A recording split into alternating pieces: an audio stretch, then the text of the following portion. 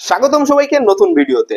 ৪২ বলের টি-20 ম্যাচ শুনলে একটু অবাক লাগলেও বৃষ্টির বদৌলতে পাকিস্তান এবং অস্ট্রেলিয়ার মধ্যকার অনুষ্ঠিত হতে যাওয়া প্রথম যে টি-20 সেটা ৭ ওভারে নেমে আসে এবং ৭ ওভারের এই টি-20 ম্যাচের পর্যালোচনায় আমরা তিন টপিকসে কথা বলবো। তার ভিতরে প্রথম যে টপিক সেটা হচ্ছে অস্ট্রেলিয়া এবং পাকিস্তান দুই দলের একাদশ নির্বাচন। ২০২৪ টি-20 বিশ্বকাপের পরে প্রত্যেকটা দল যারা বিশ্ব ক্রিকেটে আধিপত্য বিস্তার করতে চাচ্ছে তারা প্রত্যেকেই কিন্তু নিজেদের ক্লোজ ছেড়ে বেরিয়ে এসে নতুন সাইকেল শুরু করার জন্য, নতুন দল গঠনের জন্য এগিয়ে যাচ্ছে। তারই ধারাবাহিকতায় পাকিস্তান এবং অস্ট্রেলিয়ার মধ্যকার টি-20 ম্যাচের যে একাদশ সেটা দেখলেই কিন্তু আমরা বুঝতে পারবো। পাকিস্তানের একাদশের দিকে যদি লক্ষ্য করি তাহলে সেখানে হাসিবুল্লাহ, ইরফান খান নিয়াজি, শাহিবজাদা ফারহান এবং উসমান খান এরকম কিছু নাম কিন্তু আমরা লক্ষ্য করেছি। এই নামগুলো আমাদের কাছে যথেষ্ট অপরিচিত হতে পারে, ইভেন ওসমান খান বাদ দিয়ে, কারণ বিপিএল এর বদৌলতে তার নাম আমরা কিছুটা হলেও শুনেছি, কিন্তু তারা তাদের ঘরোয়া ক্রিকেটে কিন্তু খুব বড় বড় নাম এবং নিজেদের নামের প্রতি তারা সুবিচার করেই কিন্তু জাতীয় দলের এই দরজাটা তাদের জন্য উন্মোচিত করেছে। তার বাইরে গিয়ে অস্ট্রেলিয়ার একাদশের দিকে যদি লক্ষ্য করি তাহলে তাদের ব্যাটিং লাইন আপ কিন্তু যথেষ্ট শক্তিশালী এবং অভিজ্ঞতা সম্পন্ন, সেখানে তারা কোনো ধরনের কোনো রিস্ক নেননি। তার বাইরে গিয়ে তারা বোলিং লাইন আপে কিছু নতুন মুখ পরিচিত করেছেন, কিন্তু এই নতুন মুখগুলো কিন্তু অতটাও নতুন নয় যতটা না পাকিস্তানের ওই আনকরা দল তারা সফরকারী হিসেবে যে সাহসটা দেখিয়েছে। অস্ট্রেলিয়া আসলে সাহসের কথা কি, তাদের এই যে খেলোয়াড়রা এরা যথেষ্ট তরুণ এবং জাতীয় দলে কিছুটা হলেও অভিজ্ঞতা সম্পন্ন হলেও তারা বিশ্ব ক্রিকেটে নিজেদের এখনো পর্যন্ত সেভাবে বিস্তার ঘটাতে পারেননি। তার ভিতরে স্পেন্সার জনসন, তাকে গুজরাট টাইটান্স গত আসরে ৬ কোটি টাকা দিয়ে কিনেছিলেন, নাথান ইলিস যাকে পাঞ্জাব কিংস কিনেছিলেন, এবং জাভিয়ার ব্রেটলিট। তো এই যে খেলোয়াড় গুলো এরা কিন্তু কিছুটা হলেও আমাদের কাছে অপরিচিত। তার বাইরে গিয়ে যারা আছেন পরিচিত বোলিং লাইন আপে মুখ বলতে গেলে অ্যাডাম জাম্পা বাদে আর কেউ নেই। ব্যাটিং লাইন আপের দিকে আপনার অ্যারন হার্ডি আছে, শর্ট আছে, ম্যাকগার্ক আছে, মার্কাস স্টয়নিস আছে, গ্লেন ম্যাক্সওয়েল আছে, জশ ইংলিশ আছেন এবং টিম ডেভিড আছেন। জশ ইংলিশ কিন্তু ক্যাপ্টেন্সি করছেন এবং এটা আমরা একটা ভিডিওতে প্রেডিকশন ভিডিওতে বলেছিলাম যে অস্ট্রেলিয়ার এই টিম বিবেচনায় জশ ইংলিশই একমাত্র ক্যাপ্টেন্সি করার মতো সামর্থ্যবান। তো তার বাইরে গিয়ে এই যে দুটি দল শক্তিমত্তার বিচারের দিক থেকে বিচার যদি আপনি করতে চান তাহলে কিন্তু পাকিস্তানের এই সফরকারী দলটার থেকে অস্ট্রেলিয়া স্বাগতিক হিসেবে ফার ফার বেটার এবং তারা কিন্তু অনেকটাই এগিয়ে, যার যথেষ্ট প্রমাণ তারা কিন্তু খেলার মাঠে দেখিয়ে দিয়েছেন। দ্বিতীয় টপিক যেটা নিয়ে কথা বলবো সেটা হচ্ছে অস্ট্রেলিয়ার ব্যাটিং ইনিংস।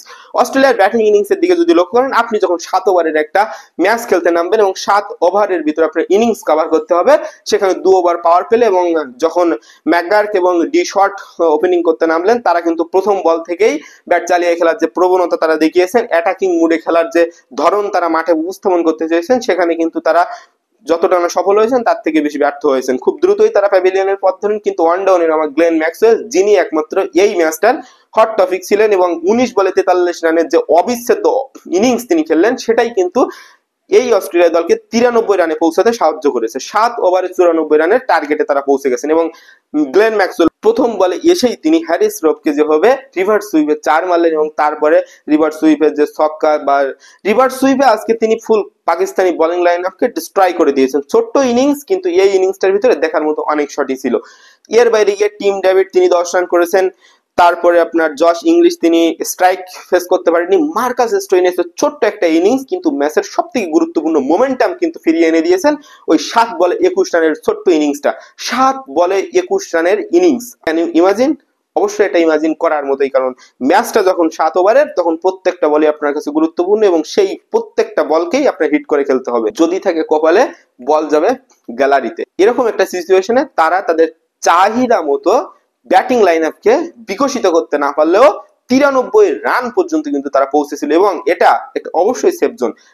ওই বৃষ্টিবিঘ্নিত মাঠটাতে আউটফিল্ড যেখানে ছিল সেখানে এই ৯৩ রান পাকিস্তানের সামনে এক পাহাড় সম টার্গেট হয়ে দাঁড়ায় এবং পাকিস্তানের বোলিং এ প্রথম ইনিংসে উল্লেখযোগ্য তেমন কিন্তু কোনো পারফরমেন্স দেখা যায়নি। শাহিন আফ্রিদি, নাসিম শাহ, হ্যারিস রফের মতো অভিজ্ঞ বোলিং থাকা সত্ত্বেও তারা কিন্তু তাদের নিজেদের নামের প্রতি সুবিচার করতে পারেনি। একমাত্র আব্বাস আফ্রিদি, যিনি ১ ওভারে ৯ রান দিয়ে তিনি ২টো উইকেট পিক করেছেন, তাছাড়া এই ম্যাচটাতে পাকিস্তানের বোলিং লাইন আপে উল্লেখযোগ্য কোনো ঘটনা ছিল না। তৃতীয় যে স্টেজটাতে কথা বলবো সেটা হচ্ছে পাকিস্তানের ব্যাটিং এবং অস্ট্রেলিয়ার বোলিং। এখানেই সব থেকে মজার চমক। পাকিস্তানের ব্যাটিং লাইন আপের দিকে যদি আপনি লক্ষ্য করেন, বাবর আজম, মোহাম্মদ রিজওয়ান, নিয়াজি, শাহিবজাদা ফারহান, উসমান খান, আগা সালমান, এই যে ব্যাটিং লাইন আপ, এই ব্যাটিং লাইন আপের প্রথম ৬ জনই সিঙ্গেল ডিজিট আউট। ভাবতে পারেন 94 রানের লক্ষ্যে যখন তারা তাড়া করতে নামে, 7 ওভারে 94 রানের লক্ষ্যটা কিন্তু কম নয়। পার ওভার আপনার যদি হিসেব করেন তাহলে কিন্তু 13-র কিছুটা বেশি। তো এরকম একটা রেকর্ড রান রেট নিয়ে যখন তারা খেলার মাঠে নামবেন, তখন তাদের মেইন টার্গেটই থাকবে বলকে পিটিয়ে বাউন্ডারি ছাড়া করা। সেই চেষ্টাই তারা করেছিলেন, কিন্তু বল আর বাউন্ডারি ছাড়া হয়নি। প্রত্যেকটা বলেই ফিল্ডারের হাত বন্দী হয়েছেন এবং প্রথম 6 জন সিঙ্গেল ডিজিট আউট হয়েছেন, তার ভিতরে 2 জন 0 রানে আউট হয়েছেন। ডাক এবং মোহাম্মদ রিজওয়ান 0, নিয়াজি 0। এই যে তাদের ব্যাটিং লাইন আপের ধস, এই ধস কিন্তু তাদের পরবর্তী ব্যাটসম্যানরা সামলে উঠতে পারেননি। ওই আব্বাস আফ্রিদি যিনি বলে 1 ওভারে 9 রান দিয়ে 2 উইকেট লাভ করেছিলেন, তিনি 10 বলে 20 রান করে কিছুটা হলেও মান সম্মান রক্ষা করেছেন। আর অস্ট্রেলিয়ার বোলিং লাইন আপের দিকে যদি আপনি লক্ষ্য করেন তাহলে সেখানে দেখবেন ওই যাদের কথা বলছিলাম বাটলিট, তিনি কিন্তু অসাধারণ বোলিং করেছেন। 2 ওভারে 9 রান দিয়ে 3 উইকেট সংগ্রহ করেছেন। নাথান ইলিশ, তিনি কিন্তু 2 ওভারে 13 রান দিয়ে 3 উইকেট সংগ্রহ করেছেন।